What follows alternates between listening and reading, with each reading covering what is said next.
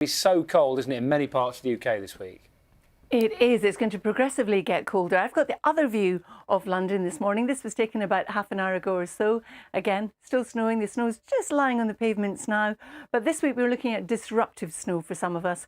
Bitter winds accentuating the cold feel, frost and ice, but in between there will be some sunshine.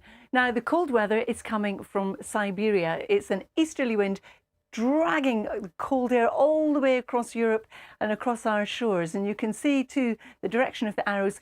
When we have that at this time of the year, invariably it brings snow. And we have that this morning, not just in London, but across eastern parts of Scotland and eastern England. And through the day, some of that will drift further westwards. But generally in the west, it will remain fairly cloudy with one or two bright spells, maybe even at times a little glimmer of sunshine.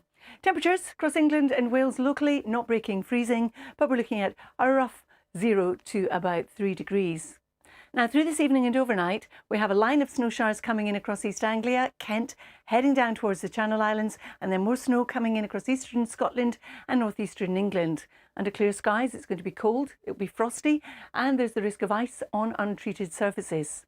So tomorrow morning, we start off with a Met Office amber weather warning. Now, this is a be prepared for snow. It actually starts in the middle of the night and goes through tomorrow. And the areas tomorrow likely to be disrupted because of some significant snow are across the northeast of England, through Yorkshire, Lincolnshire, around the Wash, and also the Midlands. The second area is across the southeast. Now, tomorrow there will be snow outside of those areas, but these are the areas likely to have some disruption.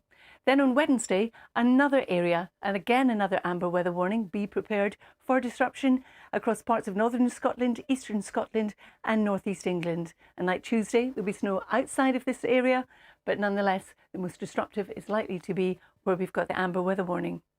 So on Tuesday, we continue with the snow coming in across eastern Scotland, northern England, heading through Lincolnshire, the Midlands, towards Wales as well. And then still this line of snow across the southeast heading down towards the Channel Islands. In between there'll be some dry weather, there will even be some sunshine. It's going to be breezy and it is going to feel cold. The maximum temperatures on Tuesday round about 1 or 2 Celsius. But again, these are towns and cities where there's lying snow, the temperature will be lower than that. By the time we get to Wednesday, just to remind you, we've got the amber weather warning in force across northern and eastern Scotland and northeast England. Here we're looking at further spells of significant snowfall, some of it getting over towards the west. In between there'll be some brighter skies. It's going to be windy. Those temperatures are what you may see in your thermometer, but with the wind chill it will feel much colder than that, bitterly cold in fact. -7 for some, -10, maybe even -12 for others.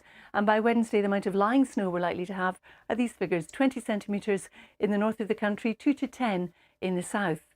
Now, talking of the south, as we move into Thursday, an area of low pressure with its attendant fronts is going to bump into the cold air across southern parts of the UK, introducing again some heavy snow. If you look at the isobars, it tells you that it's going to be windy, so the snow will drift. For some, we could have blizzards. The actual timing and positioning of this might change, so if you're travelling, do bear that in mind. And it's going to be moving steadily northwards as we head through Friday. Dan and Lou.